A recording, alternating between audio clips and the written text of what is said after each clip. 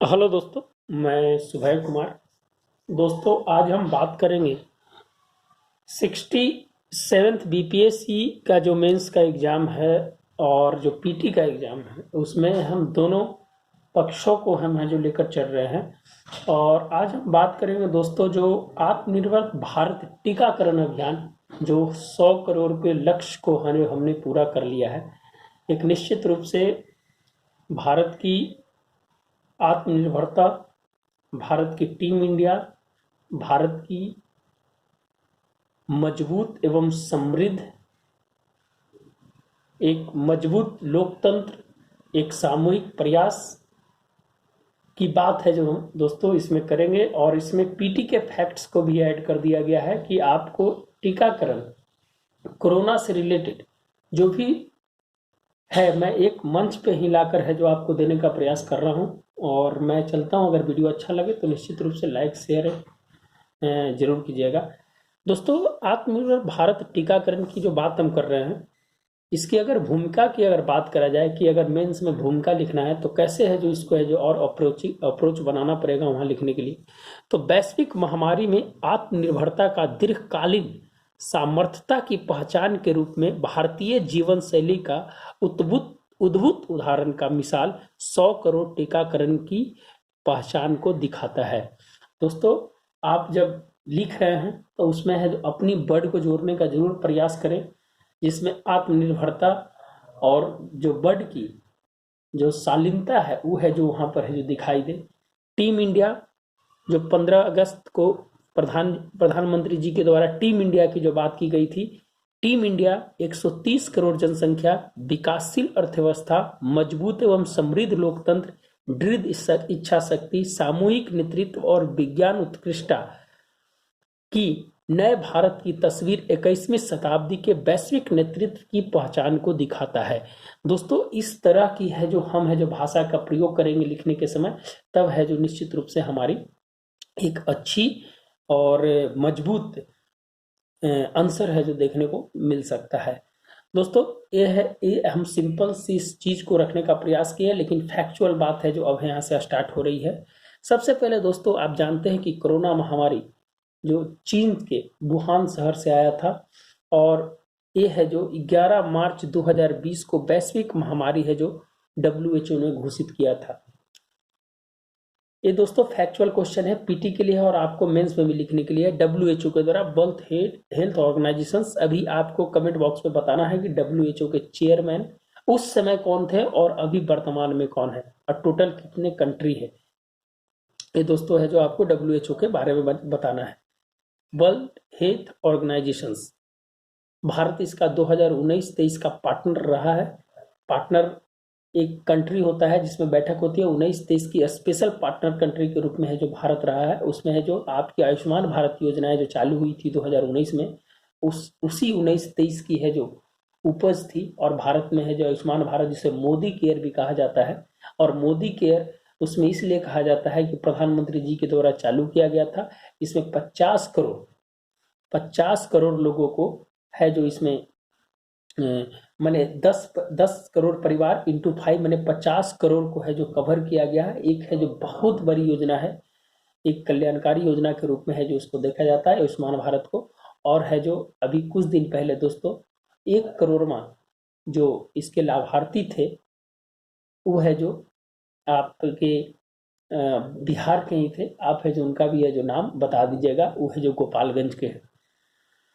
30 जनवरी 2020 को भारत में प्रथम कोविड का केस है जो भारत में देखने को मिला था। दोस्तों, 30 जनवरी 2020 भारत में प्रथम कोविड केस है जो देखने को मिला था। और पहला केस है जो चीन से आई हुई जो महिला थी उनमें है जो पाया गया था। 22 मार्च लॉकडाउन की है जो शुरुआत की गई थी। दोस्तों, लॉकडाउन जो है 1897 महामारी अधिनियम एंड 2005 के आपदा प्रबंधन अधिनियम को जोड़कर है जो इसमें बहुत सारे प्रावधान को लाया गया था। तो आप इसको देखिएगा, 1897 महामारी अधिनियम एंड 2005 का आपदा प्रबंधन अधिनियम। 1857 से है जो लॉकडाउन को लाया गया था। और दोस्तों, लॉकडाउन शब्द को भी है जो और डिक्शनरी ने है जो अपनी जगह दी है, तो आप बताइएगा कि कब है जो जगह दी है, कौन से साल में इसको जगह दिया है, 2020 में दिया है कि 2021 में दिया है, आपको बताना है। अर्थव्यवस्था में गिरावट, जिसके कारण अब है जो दोस्तों इसके जो पांचों जो लॉकडाउन की प्रक्रिया है उसको मैंने नहीं लिखा है, कहे कि आप फर्स्ट लॉकडाउन के बारे में है जो क्वेश्चंस पूछते हैं तो आप है जो उसमें, इससे पहले एक जनता कर्फ्यू भी लगा था दोस्तों, लेकिन लॉकडाउन है जो सबसे इफेक्टिव है जो क्वेश्चंस वहां से आ सकते हैं। अर्थव्यवस्था में गिरावट जो हुई है, ग्रामीण और शहरी दोनों क्षेत्रों के अलग अलग है जो प्रभाव है जो देखने को मिले हैं। इसकी है जो आप जानते हैं कि बेरोजगारी की दर भी बढ़ी है, बहुत सारे समस्या का उत्पन्न हुआ है, जिससे बाल टीकाकरण में समस्या आई है, महिलाओं की पोषण में समस्या आई है, लोगों का पलायन हुआ है, लोग की है जो आमदनी घटी है, बेरोजगारी घटी है, तो वो सब एक अलग मैटर है दोस्तों। सीएमआई का आंकड़ा क्या कहता है उस सब के बारे में, central of monitoring in Indian economy है जो क्या कहता है उसके बारे में है, जो एनएसओ का आंकड़ा क्या आया है, इंटरनेशनल जो ऑर्गेनाइजेशंस हैं उसमें यूनिसेफ का आंकड़ा क्या आया है, कितने लोग एमओपीआई का इंडेक्स का आंकड़ा क्या है, कितने लोग प्रोवर्टी के अंदर में गए हैं, कितने लोग की अनाथ हुए हैं, मानसिक रोग से परेशानी हुई है, तो इस सब के एक अलग अलग डेटा हैं दोस्तों। उसको है जो हम बाद में चर्चा करेंगे, क्या है कि हम एक ही बार सबकी चर्चा है जो नहीं कर सकते, लेकिन आपको उसमें जोड़ने का प्रयास इसलिए कर रहे हैं कि आप है जो वहाँ से लिखने के लिए आप है जो इच्छुक रहेंगे, तो आप निश्चित रूप से है जो उसको आप लिख सकेंगे। पलायन की वापसी, जो लोग पलायन करते थे बिहार से, जो 10.6% जो पलायन था दोस्तों, जो बिहार से बाहर होती है, बिहार की अगर चर्चा करें तो निश्चित रूप से है जो आने से है जो वहाँ की है जो व्यवस्थाएं, बहुत सारी व्यवस्थाएं, कानून व्यवस्थाएं, फिर है जो जनसंख्या का दबाव, फिर बहुत सारी चीज़ है जो उससे इफेक्टेड होता है। आप एक चीज़ को नहीं जोड़ के उसके बता सकते हैं, लेकिन उससे है जो संपूर्ण शासन प्रशासन एंड सामाजिक स्तर पर है जो उसका प्रभाव पड़ता है, तो आप उसको सब चीज़ लिखने का प्रयास कीजिएगा। और है जो रिमिटेंस की कमी हुई है सबसे ज़्यादा, जो रिमिटेंस जो बाहर में लोग रहते थे उसमें है जो लोग अपने घर आए तो उसमें रिमिटेंस की कमी है जो भारत में आई, निवेश की कमी आई, एफडीआई में कमी आई, तो ये सब चीज़ को जो देखना है और आपको जोड़ने का प्रयास है जो इसमें करना है। हमें दोस्तों 100 करोड़ डोज जो भारत ने लगाया है वो 279 दिन में है जो इसको पूरा करने का लक्ष्य को प्राप्त किया है।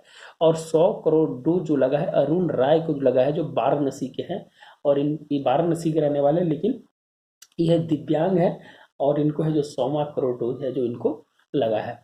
दोस्तों अगर हम वैश्विक की बात किया जाए तो 700 करोड़ डोज जो है जो वैश्विक रूप से दिया गया है, उसमें 15% हिस्सा है जो भारत का है।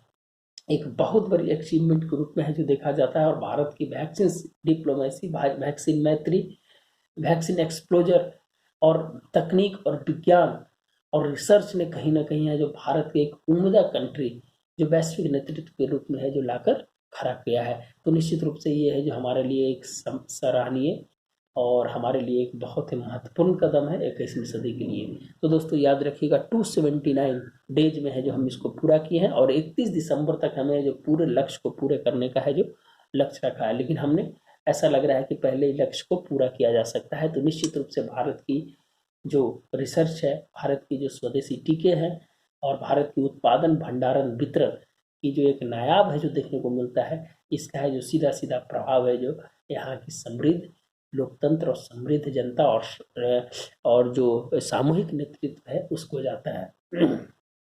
अगर हम बात करें दोस्तों कि भारत में टीकाकरण की शुरुआत 16 जनवरी 2021 से फ्रंट वर्कर, स्वास्थ्य कर्मी, सफाई कर्मी को है जो सबसे पहले दिया गया था, जिसमें है जो आपको 3 करोड़ लोग थे जो फ्रंट वर्कर के रूप में आते थे, तो उनको है जो सबसे पहले 16 जनवरी 2021 को है जो टीकाकरण की स्टार्ट की गई। और 1 मार्च को 45 से 60 वर्ष, जिसमें 45 वर्ष से गंभीर रूप से जो बीमार थे उनको भी शामिल किया गया था, और 60 वर्ष से ऊपर वाले लोगों को है जो इसमें चालू किया गया था। याद रखिएगा क्वेश्चन कभी कभी पूछ देता है कि 45 से 60 वर्ष में, तो 45 वर्ष को उन्हीं को दिया गया था जो गंभीर रूप से है जो किसी बीमारी से पीड़ित है। 1 अप्रैल से 45 वर्ष के सभी व्यक्तियों को है जो इसमें लागू कर दिया गया था। 1 मई से 18 वर्ष से जो जितने भी लोग थे उनको है जो इसमें है जो, और ये है जो भारत की जनसंख्या सबसे ज़्यादा थी दोस्तों, इसीलिए यहाँ ही परेशानी आने वाली थी कि टीके का डोज की कहीं ना कहीं कमी ना पड़ जाए। लेकिन भारत सरकार और निश्चित रूप से भारत की जो फार्मा कंपनी है, और उन्होंने है जो इस चीज़ को है जो एक चैलेंज के रूप में लिया और है जो देश की आत्मनिर्भरता की सूची में है जो कहीं ना कहीं है जो डालने का प्रयास किया। और हमें है जो आज है जो 100 करोड़ डोज है जो हमने पूरा कर लिया। 21 जून को टीकाकरण अभियान है जो चलाया गया था दोस्तों, जो आपका योगा दिवस था, उसमें है जो सबसे पहली बार है जो 1 करोड़ डोज है जो इसमें है जो पार किया गया था। और 17 सितंबर प्रधानमंत्री जी की जन्मदिन पर रिकॉर्ड 2.51 करोड़ ये है जो डोज लगाया गया था। और बिहार इसमें है जो प्रथम था दोस्तों, 47 लाख के आसपास है जो बिहार में है जो उस दिन है जो करीब करीब है जो डोज है जो लगी थी। तो निश्चित रूप से एक बहुत बड़ी उपलब्धि के रूप में है जो हमने फैक्चुअल क्वेश्चंस के साथ है जो मेंस में भी लिखने का प्रयास किया, मेंस को भी है जो डालने का प्रयास किया है। हमें 10 करोड़ डोज है जो 85 दिन में पूरा किया है, 50 करोड़ डोज है 203 दिन में पूरा किया है, और 100 करोड़ डोज है 279 दिन में है जो पूरा किया है। तो ये कहा जा सकता है कि हमारे लिए ये एक बहुत बड़ी उपलब्धि के रूप में है जो इसको देखा जा सकता है। चलिए दोस्तों आगे बढ़ते हैं टीके से रिलेटेड। तो टीके जो इम्पोर्टेंट है, कौन कौन से टीके कैसे है जो भारत में है जो काम किए। तो टीके में अगर कोविडशील्ड की बात किया जाए तो दोस्तों कि ब्रिटेन के द्वारा बनाया गया है, और है जो एस्ट्रोजेनिका और भारतीय जो कंपनी है अदार पूनावाला की, उसकी है जो उसमें उत्पादन करने का है जो इसमें है जो टाई अप किया। और कोविडशील्ड है जो यहाँ पर सबसे पहली वैक्सीन है जो भारत में है जो लगनी शुरू हुई। भारत की स्वदेशी वैक्सीन जो है कोवैक्सीन है, जो है भारतीय बायोटेक और प्लस ICAMR के द्वारा है जो बनाया गया है दोस्तों। ये हैदराबाद में एक कंपनी है, और है जो स्वदेशी टीके है, भारत का अपना स्वदेशी टीका है, जिसमें टीके जो लगने लगे हैं उसमें 88.61 करोड़ कोविडशील्ड के, और कोवैक्सीन के टीके 11.46 है जो करोड़ है। बाकी और बायोलॉजिकल भी आया है, जाइडस कोव भी आया है। तो दोस्तों ये है, लेकिन ये दोनों है जो मेजर तौर पर है जो इसको किया गया है। बाहर से जो टीके आए हैं, स्पुतनिक आए हैं, वो रूस से आए हैं, लेकिन उसका प्रयोग है जो किया नहीं गया है दोस्तों। सेकंड डोज उपलब्धता के कारण, फर्स्ट डोज में उसको उपलब्ध किया गया था, लेकिन सेकंड डोज में है जो उसको उपलब्धता के कारण है जो उसको रोक दिया गया। बाकी है जो इसी डोज को कहा गया है, रिसर्च भी कहा गया कि कॉकटेल डोज अगर लगाते हैं तो और इफेक्टिव होता है। तो निश्चित रूप से है जो कोविडशील्ड को है जो सबसे ज़्यादा है जो लगाया गया है। इसमें दोस्तों अगर पुरुष की बात किया जाए तो 51.92 करोड़, और महिला को 48.23 करोड़ है जो दोस्तों है जो टीका है जो इसमें है जो लग चुका है। तो निश्चित रूप से ये है जो एक विश्वास, और भारत इस महामारी से बचने के लिए लोगों ने जो जागरूकता फैलाया, लोगों ने जो सभी धर्मों को लोगों ने है जो अपने एक सामाजिक क्रांति के रूप में है जो लाने का जो प्रयास किया, जो जिससे बचा जा सकता है, वो है जो निश्चित रूप से है जो कोरोना के विरुद्ध एक अदृश्य और एक दानवता के विरुद्ध है जो कहीं ना कहीं है जो हमने विजय प्राप्त की है। लेकिन हमें है जो आगे भी सचेत रहना होगा, काहे कि बार बार म्यूटेंट होते रहते हैं, और म्यूटेंट होने के बाद निश्चित रूप से है जो इसकी है जो अभी वर्तमान में चीन में है जो अभी 2 दिन पहले ही आपने सुना होगा कि चीन के कई शहरों में लॉकडाउन को लगाया गया है। तो म्यूटेशन के बाद एक नई रूप है जो धारण कर लेती है, जो RNA है जो कन्वर्ट होती है म्यूटेशंस के बाद, तो है जो एक नया रूप आता है। और भारत में जानते हैं कि AP स्ट्रेन हो गया, फिर है जो आपका B1617, B1618, ये सब है जो सबसे घातक म्यूटेशंस है जो देखने को मिला था। तो आप इस चीज़ को भी ध्यान रखिए कि कौन कौन सा म्यूटेशंस है जो इसमें हुआ है, और भारत में कौन सा सबसे इम्पोर्टेंट रहा है। ये जीनोम सीक्वेंसिंग है जो इसको है जो किया गया कि किस तरह से है जो यह जो अपने आप को बदल रहा है, तो आप है जो उसकी चर्चा है जो कीजिएगा। अगर बात करें दोस्तों कि सबसे ज़्यादा जो डोज है यूपी में, दूसरा महाराष्ट्र में, तीसरा गुजरात में, चौथा मध्य प्रदेश में, और पांचवा बंगाल में लगा है। पूछ देगा तो आप है जो इस चीज़ को तो फैक्चुअल भी है जो इसमें साथ में जोड़ने का। ये है दोस्तों एक भगीरथ प्रयास के रूप में है जो किस प्रकार से हमें जो अचीवमेंट को प्राप्त किया है। तो चिंता था, और उसको आश्वासन तक है जो पहुँचने का कहीं ना कहीं है जो हमने लक्ष्य को है जो प्राप्त किया है। मेक इन इंडिया जो 25 सितंबर 2014 को जो मेक इन इंडिया हुई थी, वो है जो स्वदेशी में और भारत के जो इस महामारी में है जो एक सकारात्मक रूप से जो भूमिका निभाया, उसके लिए है जो मेक इन इंडिया की है जो निश्चित रूप से सफलता है जो देखा जा सकता है।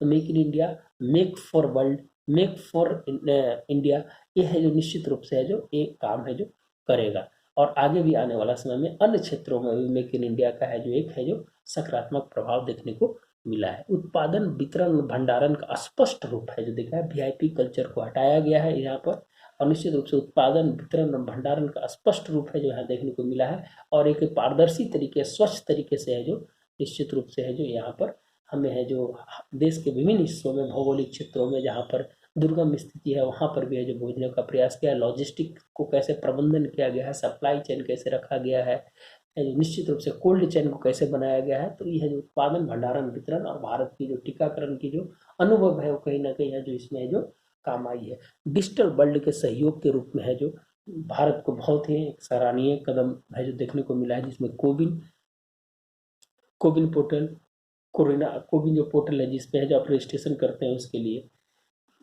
दूसरा आरोग्य सेतु ऐप। तो यह है जो कहीं ना कहीं डिजिटल महामारी में डिजिटल रूप में भी है जो हमें है जो सहयोग है जो प्राप्त हुआ है। यह जो कोविन वैक्सीन इंटेलिजेंस नेटवर्क है जो कोविन को बोला जाता है। विज्ञान एवं प्रौद्योगिकी का समावेशन देखने को मिला है इसमें। विज्ञान एवं प्रौद्योगिकी के समावेशन के ही माध्यम से हम यहाँ पर पहुँच चुके हैं और भारत के टीकाकरण के अनुभव का लाभ है जो मिला था कि हर साल 2.7 करोड़ बच्चों का टीकाकरण है जो होता है। अब जानते हैं दोस्तों कि इंद्रधनुष योजना है, जो इंद्रधनुष आप जानते हैं टीकाकरण से रिलेटेड है। पोलियो का टीका है जो भारत में है जो बहुत पहले से 1987-88 के आसपास से लग रहा है। तो निश्चित रूप से है जो भारत का है जो इस टीकाकरण का अनुभव का है जो उसका है जो निश्चित रूप से लाभ मिला है। 3,48,000 सरकारी केंद्र और 27,000 निजी केंद्र में है जो टीकाकरण है जो हुआ है और 23 लाख आशा वर्कर का है जो योगदान दिया गया है। बीच में दोस्तों आपने देखा होगा कि टीका का बंटवारा है जो 25% राज्यों को, 25% निजी को और 50% केंद्र देती थी। अभी तक टोटल 97 करोड़ डोज जो है दोस्तों भारत सरकार ने जो फ्री दिया है। तो ये बहुत बड़ी अचीवमेंट के रूप में है जो देखा जा सकता है। आप क्वेश्चंस को कहीं से भी है जो लिखने का प्रयास कीजिएगा तो ये सब चीज डेटा को आप है जो जरूर देखिएगा। हमने अपने स्वार्थ की दुनिया में नहीं जिया, हमने वैक्सीन मैत्री की तरफ हमने विदेश नीति को बड़ी बढ़ाने का प्रयास किया है। विदेश नीति को प्रभावित है जो कहीं ना कहीं है जो वैक्सीन नीति किया और है जो हम मानवता वसुदेव कुटुंबकम की जो बात करते हैं तो निश्चित रूप से यहाँ पर है जो भारत को बिग ब्रदर के रूप में है जो बोला जाता है, लेकिन भारत ने है जो बिग ब्रदर के रूप में है जो काम करने का भी है जो प्रयास किया। भारत के जितने भी पड़ोसी देश हैं उसको जो वैक्सीन मैत्री की तरफ से है जो अपने तरफ से है जो अनुदान के रूप में है जो भारत ने है जो डोज दिया। गावी फाउंडेशन में भी है जो भारत ने जो अपना एक महत्वपूर्ण योगदान बनाया है। आप है जो अभी क्वाड की अगर बात किया जाए G7 में तो भारत ने जो इस चीज़ की चर्चा रखी है कि कैसे जो पेटेंट को हटाया जाए और इस क्षेत्र में है जो हमें आगे आना है और है जो एक वैश्विक है जो मानवता के रूप में है जो कैसे है जो भारत काम करेगा, वो है भी उत्कृष्ट उदाहरण है जो देखने को मिला है। पड़ोसी देशों को 5.5 करोड़ डोज है जो दिया गया है। भारत के जेनरिक दवा का सबसे बड़ा उत्पादक, जेनरिक दवा उस दवा को कहते हैं जिसकी पेटेंट है जो खत्म हो गया, 25 साल के बाद पेटेंट खत्म हो जाता है। भारत उसका जो सबसे बड़ा उत्पादक है जो देश है। और हाइड्रोक्लोरोक्विन का बहुत नाम सुने होंगे दोस्तों, जो मलेरिया की दवा है वो है जो उसका सूत्र है जो कभी कभी पूछ सकता है। इस बार कहा कि बहुत ज़्यादा है जो इस बार में रहा था HC18H26CIN3 है जो H की SCQ का है जो मलेरिया की दवा। अभी एक दोस्तों आपको क्वेश्चंस बनाना है कि मलेरिया की एक दवा को WHO ने है जो अप्रूवल दिया है, उस दवा का है जो क्या नाम है, आप है जो कमेंट बॉक्स में लिखकर है जो दिखाइएगा। और मलेरिया जो होता है दोस्तों कैसे प्रभावित होता है उसको भी बताइएगा।